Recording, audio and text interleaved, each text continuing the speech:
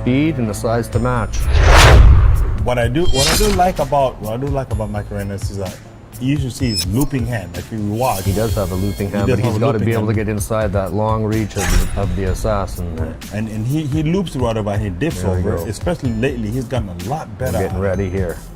This is going to be one of the best fights of the evening right now. I've been looking forward to this one all night.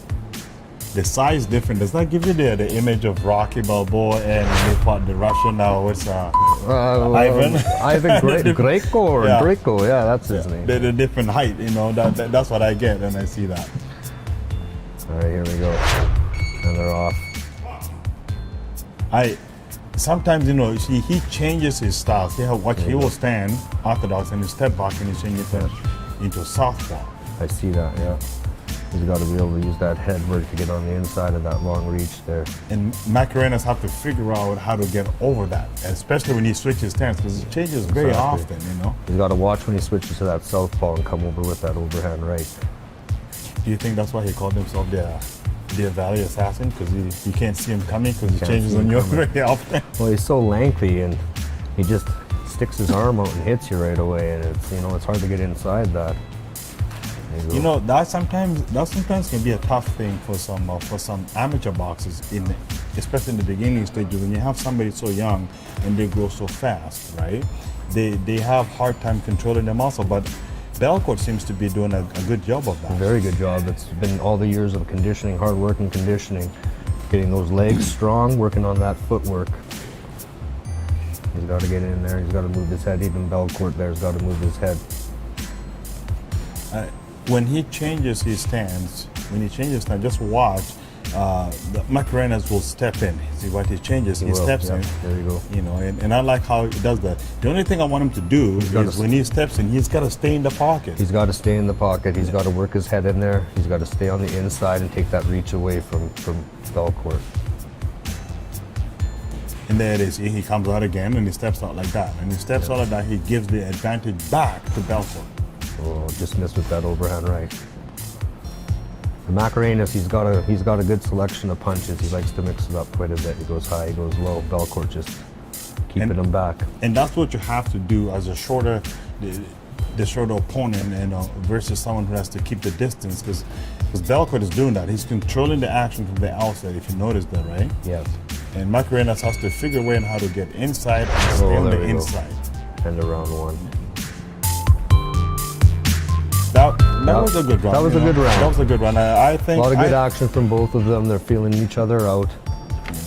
I'm hoping to see a little bit more action in the second round, and I'm hoping to see Macaranas take advantage of that. I would say Belcourt had a little more control over that. You know, he seemed to have kept his range and stayed on the outside.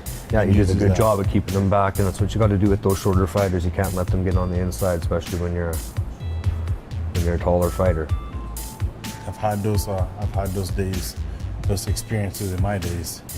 You box with someone really extremely taller than you, and you cannot let the emotions get in the way when you do that. That's right. You got to stay calm. You got to stay focused, and go in there with your game plan and execute it. Here we go. Yeah. Now let's see what he does in the second round. Usually in the second round, that's when that nerves have been you felt your opponent out. Yeah, You kind of understand his strategy, and now you come in with a new game plan. And let's see if they make a difference. There we go. Changes the game style. Yeah. He's got to move. As soon as he throws that jab, he's got to move in. There you go. That's what I was looking for right there. Macaranas is waiting for him to throw that punch, and he's using his head movement to move on the inside now. The advantage that I think Belcourt is not taking in here is if you watch very closely, you'll see Macaranas' hands kind of bounces up and down as he moves in, right? Yeah. So there's an opening that constantly comes with that. For sure. So if Belcourt can get really... And he keeps his hands nice and wide too, yeah, right? he so can snap after that. There's a lot of opening right in between those hands. Macaranas keeps moving his head. But his reaction is really good. Very good reaction. Belcourt's reaction is really good. So especially where Macaranas comes at him, see when he'll move, he'll jump back really quickly. Nice job. He does need to move his head though, you know. He stunned Belcourt with that one. Nice comeback, nice counter. That often is a hard thing for taller boxers to do, especially when you're trying to box or fight on the outside. Yeah. It's really hard to throw a hook, and the hook is always a punch that comes from the outside, catches you by surprise. As a tall person, how are you gonna do that standing on the outside? You gotta double it up. You gotta throw it back right after that jab, hook jab, or jab hook. Step in with that double jab and then throw it across. Yeah, those single punches don't do you very much, especially in amateur boxing. It's the combination of punches, 2, 3. One of those two will land because that's what the judges are looking for. That's right. Belcourt's just throwing that jab, keeping him back, but he's got to start mixing it up a little bit. He's got to be looking for a different combination here to make some more connections. Good round. All right, and there we go. Round 2 in the books. Macaranas did a good job there moving in on the inside of those long reach and using a variety of punches to score some points. Now, I wonder what his coach is telling him on the corner. What do you think he's saying? Just by the get under those punches, step on the inside, take his range away. His coach, Belcourt's coach is probably saying keep him on the outside, keep him back with your reach. Don't step on the inside, don't let him on the inside. Keep him back with that jab. When he gets in there, connect with the cross. One thing I've noticed for my many years of boxing is that when you're boxing against someone taller than you and they're trying to keep you on the outside, you have to change the game plan. You have to make them fight going backwards. That's right. You have to discomfort them, make them not box this style, make them box your style. And that's what Macarena has to do here. Macarena has to make Belcourt back up and box his style. He's got to make Belcourt access his footwork there. Can't be so flat-footed. That's all they're learning the inside. And ties him up. That's a veteran move right there. That is. You can see him moving that head, trying to get on the inside there. And there's a sharp hook. Turning up the volume. There you go. Oh, nice. There's another one. That's the overhand I was talking about. That's the overhand I was talking about. It's a little shorter right now, but if you watch him at the later times, he's gotten a lot better on that overhand. He has. So there it is again. He's got a very good natural skill. That is something there it is again. It's an overhand. He just loops it right over. What he needs to do. He's getting on the inside, and Belcourt needs to keep him back. He needs to use that reach. He needs to step back and not let him on the inside. When he's coming in, he needs to step back, change his angle, and throw a punch. He's trying to go to war with them. Yeah. When you go to war, you lose your game plan. You have to stick to boxing. Belcourt has to stick to boxing. He's good, but the only thing is not throwing enough punches. No. He only counters. If you watch closely, he will punch only after Macarena's punches, right? So right there now he'll punch. Now he'll punch. He move, He's got to keep that jab in his face. He's got to give him something to work around. He's got to stick and move, stick and move, stick and move. He's got to go high, he's got to go low. Nice body shot from Belcourt would probably do him some good right now. He's banging that jab in his face. He'll control him in the action. Yeah, like there's the overhand again. That's why he's got to double that jab up a little quicker. He's got to be quicker with that punch. He's got to snap it back quicker. He's taking a little bit too long. It's giving that Macaranas time to get on the inside. And here you go. There you go. He's got to keep that right in his face. Keep him back. Score those points. Every time he throws the jab, it all pops, I wish younger boxers could understand the value and the importance of a jab, because the jab sets everything up. And we're here to score points in amateur boxing, Olympic boxing. We're here to score points. We're not looking for the knockout. So keep that jab right in his face, and you're going to keep him back. You're going to be the only one scoring points. And that's exactly what the amateur boxers need to understand.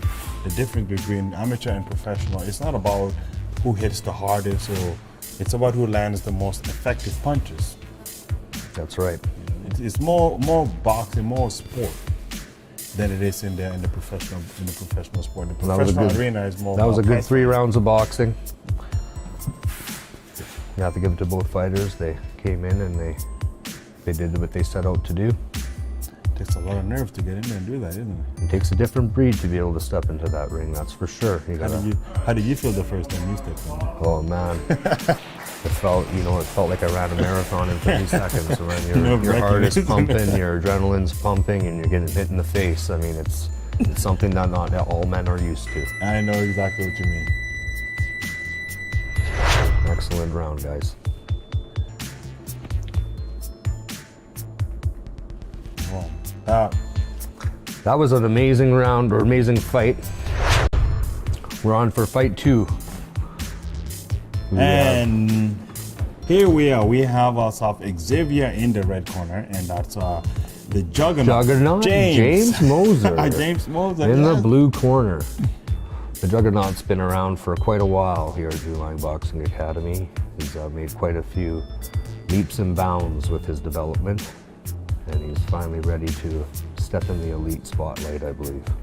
He stepped up. He started off in the Pee Wee program. That's I right, remember, yeah. I remember how little he was, and nervous he was, and now I see a very confident young man. And I think he has a lot to show, a lot to prove. That's right. And Xavier's got some heart, that kid. He comes in every day with a work ethic to learn.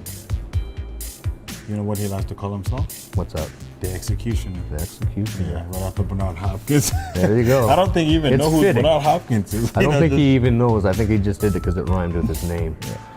The executioner. What? Not too many names start with X. Limited numbers, and then you can see the filing cabinets. Only 2 names in the X. That's right. Let's see if he can put an X under his belt here with a good performance. There we go. I like how James. I like how Moser is starting off with bobbing his head side to side. and Moving stepping around, back. he's moving in. Yep. James is confident. You can see him moving with a lot of confidence in there. He's just waiting for Xavier to come in, and he's just counting what he's got. Xavier is fairly new here at New Line Boxing Academy, but he's showing quite a bit of improvement. He's got a lot of heart, and he's a never give up kind of kid. For the time that he has put in, for the time that he's kept up in learning boxing, I give him really 2 thumbs up for the effort he shows and the commitment he puts in. I agree. And I mean, that's all we can ask for. Once they start doing that, we have something to build on. Exactly. Boxing is a sport. Boxing is not like any other sport. It's the one sport I say to people, you don't play boxing. No. You may play football, you may play soccer, but you don't play boxing. Try to play boxing and see what happens. It takes a lot more courage to actually stand up in the ring and face against your opponent, thinking somebody's going to take your head out. So, I look at Xavier going against James, who's had years of training over him. That's right, yeah. Knowing that, that's courage. That is courage. That And he deserves goes, a lot of yep. applause. And you can see the nerves, but you can see the will as well. He's quite the character. You used to see him actually in training session. I've Yeah. seen him when you tell him about training camp. He gets all shaky. He's heard all the stories about training camp. Well, it's a grueling camp here at New Line, but I mean, number one thing in boxing is conditioning. And if you're not conditioned, there's no way you're stepping in that ring and surviving. And we love to make sure that the fighters here at New Line are ready to step in that ring. And the conditioning is not just physical. No, it's mental. It's definitely a lot of mental conditioning. It's more mental than it is physical, because if your mind is not in the right place, I don't care how talented you are, you're not gonna adjust yourself in that ring. That's right. So from your point of view as an experienced coach, what do you think is the most important thing to condition an athlete? The physical part or the technical part? I believe it's the physical part. You need to be able to do it physically. The technical part, you can have all the skill, but if you go into the ring with somebody that is more conditioned than you, you're not going to last, right? So the technical stuff we can always teach, but the physical stuff you gotta be on par with that. You do. Yeah, you're absolutely right. I agree with that.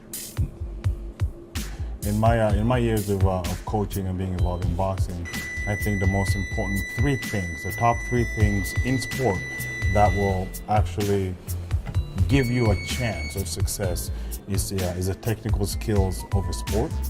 For example, in boxing, is the ability to box and block and move your head. You know, be able to apply the basic skills into place, and then having the physical conditioning. And the third one is the mental readiness. I mean, if you're not mentally confident to be in that ring, God, you're not going to be able to perform. That's right. Yeah. And that being said, I think Xavier is exemplifying exactly all the three, because he doesn't look exhausted. He's less experienced as compared to James. He's holding his own. He's holding his own. Yeah, that's for sure. I mean, like I said, the physical stuff, he's got that, right? He's got the conditioning and all that, and the technical we can polish up. I mean, once we start teaching him to mix it up and use more combinations and stuff like that, he's going to create more openings for himself, and he's going to feel more success. But I mean, it's all part of the learning curve, right? It is. I mean, you got to crawl before you walk. The more he's in the ring, the better it's going to be at. That's right. You know who he reminds me of as a professional boxer? With his hands up high like that? Ikote. Ikote, yeah. Ikote. He used to, that. You know, Ikote and Joshua Claudy. He's more of a Joshua Claudy with his hands up so high up here and just blocking all the punches. And that's good. And he has a pretty tight shell there. He doesn't let a lot of punches through. However, he can kind of narrow it up a little bit. He does allow a little bit more than he should. And he's way lighter than compared to James. For sure. Moser is heavier than him. Yep. You know, you can tell by looking at it. Yep. But that doesn't seem to intimidate him, does it? No. It doesn't to hold him back. Nope. And you can see it in him. Even when he gets hit strong, he's coming in right back in there as soon as the referee says go. That's courage. There you go. That's confidence. You know, a little bit more switching his angle instead of just getting pushed back. He needs to just switch his angle a little bit more and throw a counter. If you notice, he also cuts the ring off. He doesn't seem to follow Moser around. Yeah. You know, which most amateurs do. Most new beginners tend to do. They tend to follow the other guy around. Yeah, he cuts the ring off and makes the ring a lot smaller. Sorry, excuse me. Yeah. You know, and that can create some form of a pressure, you know, that can affect athletes, you know, boxers in the ring mentally. And you either make it or you don't. Right. That's right. Either make it or you don't. Yeah, that takes me back to my first fight. I felt like I had to go to the bathroom every 2 minutes. Well, the butterflies in your stomach. I wasn't quite sure what that was. And my dad or my coach, the coach is like, no, you don't have to go to the bathroom. I'm like, what are you talking about? I have to go to the bathroom. I feel like I gotta go pee. He's like, no, you don't have to. It's just the butterfly. Until you get hit in the bladder and it's all over the ring. You go in the ring and the first one you hit a bang in your face and that's it. You're no longer thinking about anything else. Now just you're survival mode. Now you're in it to win it, yeah. That's for sure, yeah. My first time in the ring, it was definitely survival mode, I'll tell you that. And I keep saying this to everybody. If I knew then what I know now, I would be a whole different boxer. Yep. I mean, if we all knew what we knew then now, we'd be all different people. So you're admitting to making some mistakes that you will not repeat in life. Does it just go for boxing or something else as well? Just for boxing. Just for boxing. I'm pretty flawless in every other area. Oh. There we go. I like that. Xavier's really turning it up now, getting in there. Now, now the last round, he's coming in there. The confidence is up. He knows what he can take, and he's not intimidated anymore. He's got to turn it up a notch here. James's conditioning is a little bit weaker than Xavier's, so you can see that James is starting to get tired, and Xavier's taking advantage. His hands are a little bit swinging. Yeah. You know, see he's bumping up and He's down. breathing hard. You can see him breathing hard. Yeah. And Xavier's gonna press now, and that's good. And that's exactly what a veteran boxer would do. And this kid is only a few months in, so this is amazing to see. Yeah, can you picture what he's going to be like in the next 6 months or even a year? Next year, yeah, for sure. He'll be competing in no time, and he'll be winning some titles. And that is what you want to see. As a coach, that makes you really proud, or makes you really happy. It's one of the most rewarding things, for sure. That is something that, you know, encourages and inspires you as a coach. Yeah, that's for sure. I mean, it's one of the most rewarding things is to take a green boxer who can't even tie his shoes And next thing you know, they're moving around, they're moving their head, they're punching, and they're winning. And inside 6 months, you can see them be able to It's do night that. and day. Yeah, it's an amazing thing to witness. There we go. That was a good round. That's round of applause. That's a good. Xavier really turned it up there. James was getting a little tired. He took advantage of that in the third round. He did. Did Yeah, you see that? he totally did. Yeah, it was really good. James used his experience exactly how he should have. He took advantage when Xavier came in. Xavier's a little inexperienced, so James was able to capitalize on that. But I think both boxers did an amazing job. I agree. There we go. And they all deserve to have their hands raised up. So here we go. Round of applause for both the everybody. champions. Yes, for sure. There we go. This is the training that all amateur athletes need to have. I mean, this is no winning here, but they do learn a lot. You know, Yeah. having people watching them. You know, you go through that feeling, you deal with those emotions, and when you transition into an actual competition, there's no difference. That's right. Right. Yeah, for sure.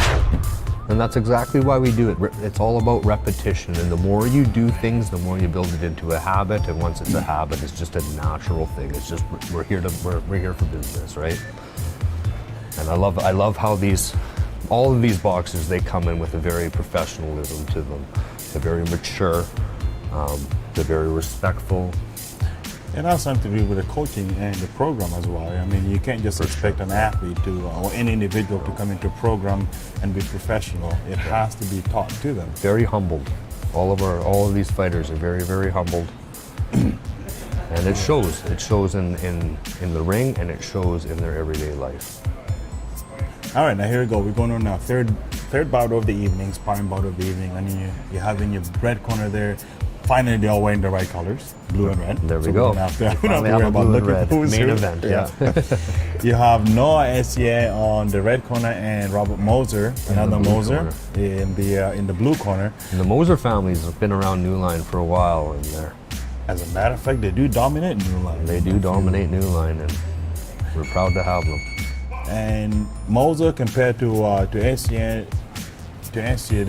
he's very experienced. Moser's been to a ringside world championship twice and he's made it to the semifinals, right? Right. So you are seeing a lot of emotional growth or emotional maturity here from Moser, right? Yep. But from Essien, what you're seeing is confidence. Confidence and a lot of skill. A lot of skill. He's very athletic. Very, very athletic, and he's been doing this a long time himself, just not in the competitive side, but he's been training his butt off to get in the ring to compete. So, and it shows. He's got good movement, he likes to mix it up, he likes to switch his style up, and he uses his reach to perfection. I've had a talk with his mom every now and then when we talk about his career. If he couldn't make it to boxing, he gets actually emotionally upset. Yes. You know, and I don't see that very much in my days growing up. A lot of boxers in my days, they would skip class and they would not show up for boxing. And not even care They about don't it. even care about it. You know, And he's taken it upon himself to be a role model to the younger boxing group. He's a coach to the younger junior A's. And I mean, this kid, sky's the limit for him. It'll be really exciting to see how far he goes. A very dedicated student as well. Very. Goes to the Boulders. I think he's in his senior years. Yeah. And he's got one more year of high school and it's university. And he keeps up this work ethics. Sky's the limit for what you can achieve, like you said. Yep. That being said, with sky being the limit, another story to share with the crowd here, Moser is a graduate of Miller. This kid is a 98 average in math, Genius, in yeah. calculus. If you want to get him going, just start up a question about calculus and you'll hear him talk about it just like eating candy or something. Hey, I was never a math guy. I can put 2 and 2 together, but that's about as far as I go for math. Well, maybe you need to make a friend in a partnership with Moser. He'll help you. Possibly. The Moser needs to use his experience to his advantage. He needs to lure Essien to come to him. You know, and Yes. even if it's the reach, the height, he needs to take the height away, because if Essien starts coming to him, then he can time him and get under that point. And I'm sure that's what his coach is saying. You got to use that to get on the inside. Wait till Essien comes in close to you. Use your head movement, get on the inside. His reach is too long to fight on the inside. So if you can take that advantage away from him. And Essien is probably Essien's coach in the corner is telling him the opposite as well. Stay on the outside and use your reach more. And that's right. And he does a very good job at that, and mixing it up and making them guess what punch is coming, and that's what it's all about. Especially when he's changing his stance at all times. That's right. That can get really awkward. And It is, yeah. It can get frustrating to a lot of people, to a lot of boxers. And that's why this is the sweet science. Have you ever been in the ring with someone who changes the stance? Twice. And how was that experience for you? It's very confusing. Did it get frustrating a little bit? Well, a little bit, yeah. Especially, and I've always kind of struggled going against southpaws. It's one of my weaknesses. So when they switch to that southpaw stance from the orthodox, it really throws me off.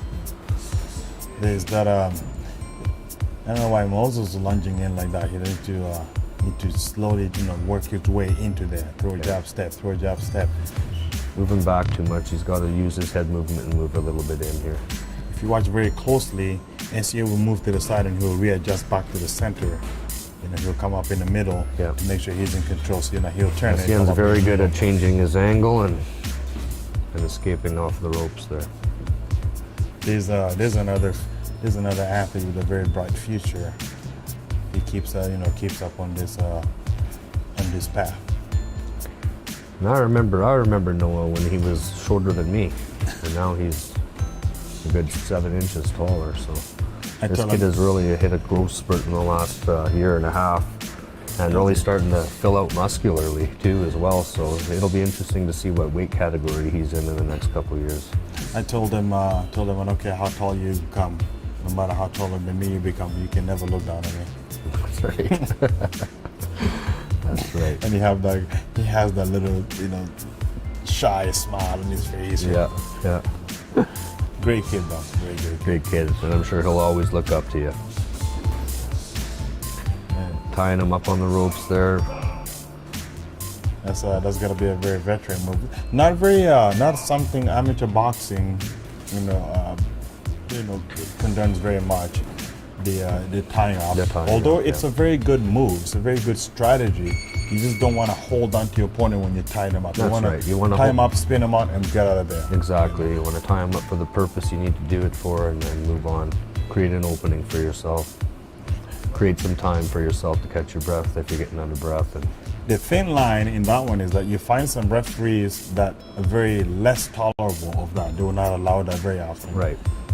So, and then you, as a coach, you don't know what to teach, and you get caught up in the middle. Well, it's a hit and miss. Mm-hmm. Just give it a shot. If it works, it works. If it doesn't work, well, guess what? There's always next time, right? That's right. And I know Moser's coach is telling him he's got to use his head to get on the inside, and we're going into the last round here, so I want to see a little bit more action out of Moser. He needs to step in under get under his punches and stay on the inside. But Essien is really good at tying him up. If he gets on the inside, you watch, he'll tie him up and take his punches away. And that's why he's got to get in there. He's got to strike quick, switch that angle, and move out. He can't stay in too long to let Essien tie him up. And there you go. Now we're going in around. That Essien is going to change his style. You're going to see he's going to start picking him up, picking out the pace here. You can see both boxers picking it up a little bit. There you go, Moser moved in on the inside, and you're right. No one tied him up right away. Very smart, very veteran move. Back to the middle of the ring, keeping himself in a good position, keeping Moser back towards the ropes. He will change his stance right away in about 10 seconds. Back with that jab. There, nice hook. I like how he throws. He often throws his jab straight, but then he would loop it over, right? He'll loop it over, yeah. It'll be like a jab hook there, and he'll make it hit the side of the head. He's looking for the opening, right, wherever he can score. Catch him on the outside. And that's good. It's very good awareness and good accuracy. That's not something you can just pick up on your own. I mean, unless you're really, an artist in that sense. It's something that you have to experience. You have to. And understand. The movement of your opponent. That's right. And I mean, it's once you do things for a long time too, or for a considerable amount of time, it slows down a lot in there. I mean, it's a very fast-paced sport, and I mean, once you get focused and you know, and your nerves are calm, you're able to slow the game down a little bit here. You're able to think. Yeah. You're able to use your You're head. able to see things that you weren't able to see before. This is you're right. This Nice uppercut is there. exactly the kind of experience that we want the new line boxers to have. Nice uppercut. In most organizations, you really learn those things through an actual competition, an actual fight. Yeah. Which is what makes it a real fight instead of boxing. That's right. Oh, he keeps popping up with that jab. He's popping There with it is that again. jab, and watch when he gets on the inside. He was throwing ties- doing a few good uppercuts once Noah ties him up.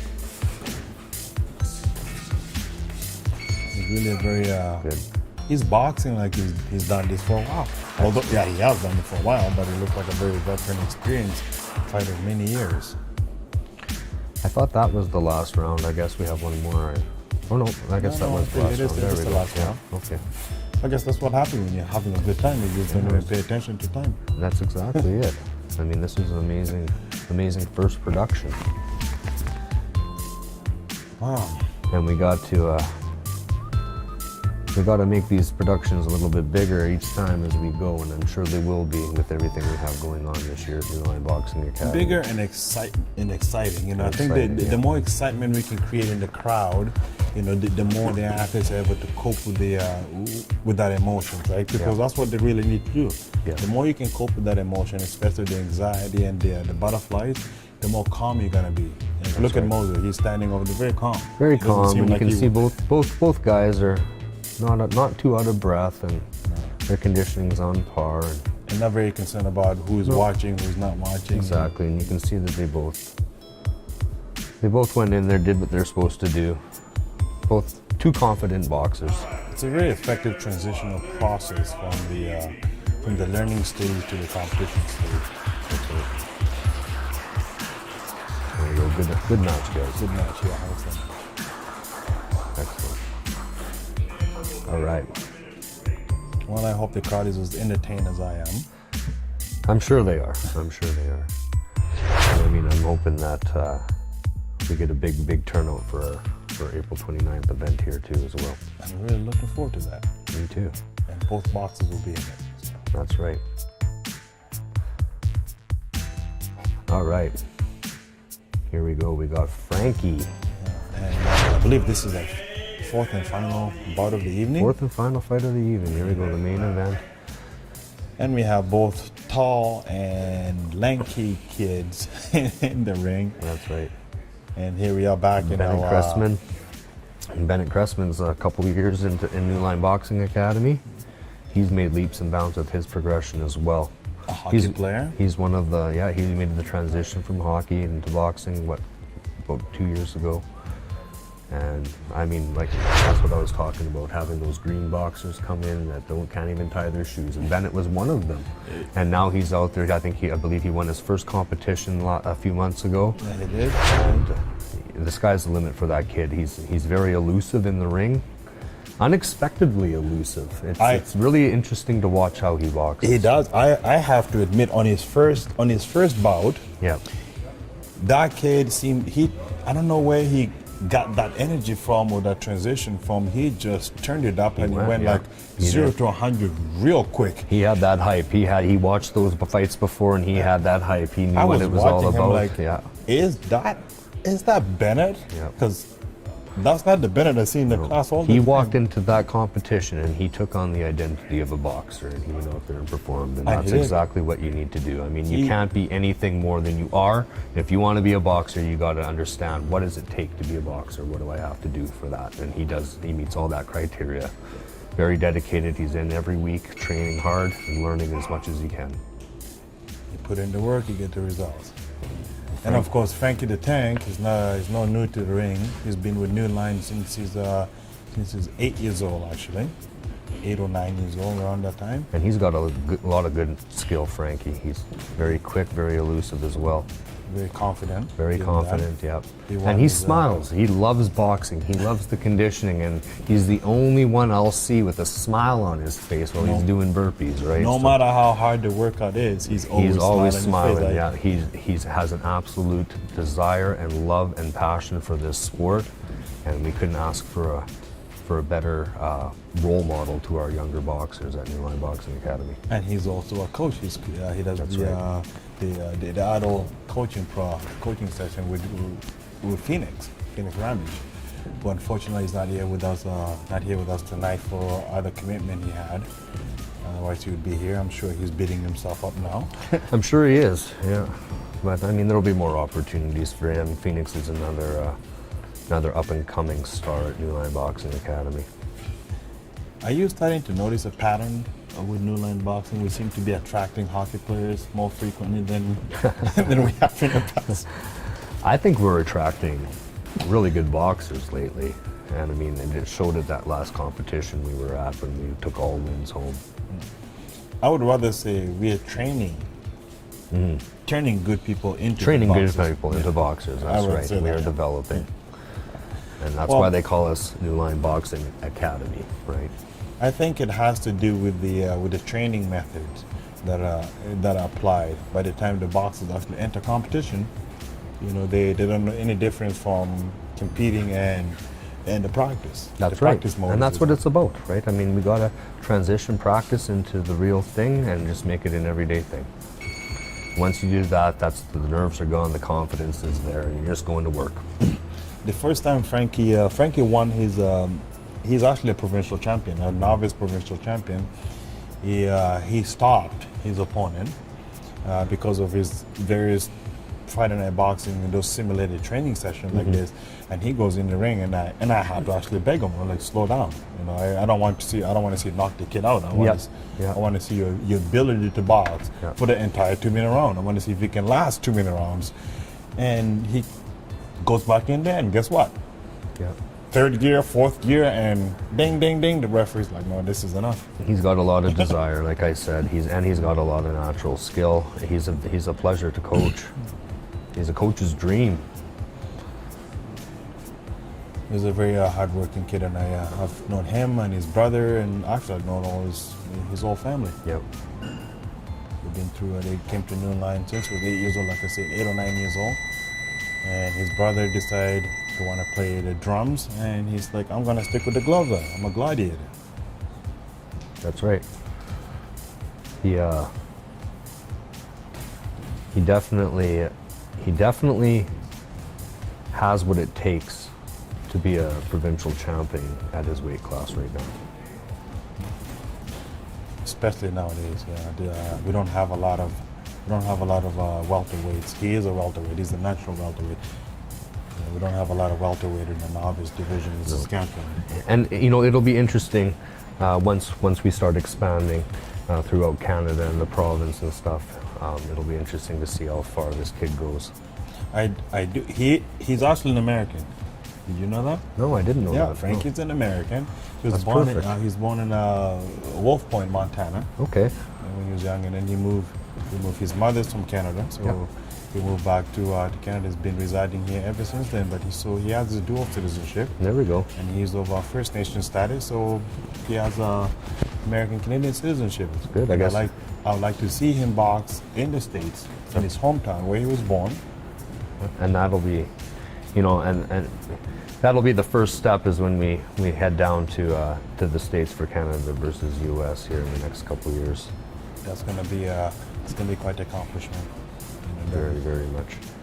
And that's one of the opportunities that New Line Boxing Academy provides for these boxers. I mean, usually you have to be a provincial champion or a national champion before you're traveling outside of the country to compete and stuff. And in a state where you represent your country. And that's right. And now we're allowing the elite boxers, the ones that prove themselves, the ones that do everything that we ask of them and display everything that we've taught them. Now they can come down there and represent Canada and feel like they're part of the national team as well. There we go. And there's that. Sorry to change the subject here, but did you notice with that elusiveness with Bennett. Yes. It is so hard. Very. So hard to hit him. Yes. But his hands are like wobbling all over the place, up and Yeah. down, up and Yeah. down. You think somebody will be able to pick on that, but you can't. He's very elusive. Like Yeah. you just watch his head, and he just has that knack of just making you just barely hit him. he seemed to Right? catch on. He's It he's very hard to get a clean shot on. I mean, the one thing I need to see more of Cressman, though, is that he needs to get some more power under his punches. If he does that, he's going to have a little bit more success, I think, in the ring. He's scoring points. I mean, that's all we can ask for him, but a little bit more quickness and a little bit more power. And, you know, he has the ability to stop some opponents. He does. You know, especially in his last fight, I thought he was going to stop his opponent. You know, but maybe because here he's focusing more on his technical ability. That's right. Because This is just a sparring showcase, session, and we're here to showcase their talents and showcase what they've learned and their skill sets. And we can't ask more from these guys tonight. They're doing a fantastic job. So we're going into this is the third round? Because I was having such a good time, I forgot what round it was. Oh, I believe this is the third round. I think it might be the third round. You're right. They're turning it up, and it has to be the third round. This has to be the third round because you're not gonna go this There you hard. go. Knowing you Frankie's got getting another on the round to go inside there. there, and Frankie has a very good knack at getting on the inside, and it's really nice to watch. He's got to stop backing up so much though sometimes, and just kind of move in when he needs to there. Yeah, he steps away. He steps back a little bit too far. Yeah. And then he has to work his way back. And he's got to again. work his way back, but if he just takes like one step back, two step back, changes that angle, and then he stays on the inside. And then he can work Cressman's body, he can work Cressman's side. I'd like to see him do a little more of that move your head, move your feet steps. Yeah. You know, to get his way in there, because he tends to stretch his legs a little bit wider. If you notice, Yeah. just watch his legs when he steps. See how wide his legs get. You know, that takes away the power from. It does take away the power, yeah. And I think he's using that to try to get that step on the inside, but he just needs to use that head movement, I think, more. A little bit more quick steps with some head movement. Move your head, step, and throw punch. Move your head, step, and throw punch. And Cressman needs to work with that jab in his face. That's right. Cressman's keep his reach. He's a little bit. Cressman's taller very in front. good at sticking and moving, though. He throws a punch, and you watch him get out of there. He's very good at keeping that distance. He's so elusive, you know. Very elusive. I'm yeah. thinking of an animal. What animal is rabbit? A rabbit. Yeah, I'm thinking of a He's rabbit. nothing like a rabbit. He's way too tall to be a rabbit. You're right. But the rabbit is so hard to catch. He's like a giraffe. Try to hit a giraffe in the head from where you're standing. Right? It ain't happening. You need a ladder. That's right. Maybe we should call him that for his boxing. There you go. Bennett the Giraffe Cressman. I don't think he'll like that. But if he throws his punch, he needs to step on the side. I would like to see that. If he goes straight back, he needs to change the angle. So he will throw the punch and he comes right back again. There you go. Very good round. It was a very good round. I think that's the third and final round. Is that the third? Yeah, that is the third and final round. Yeah, taking the gloves off. There we go. Excellent production. Very good, guys. Excellent performance. All right, signing off here. Give a round of applause to the boxers. Round of applause. You guys. All right, everybody, till next time. Thank you for joining us. Good night.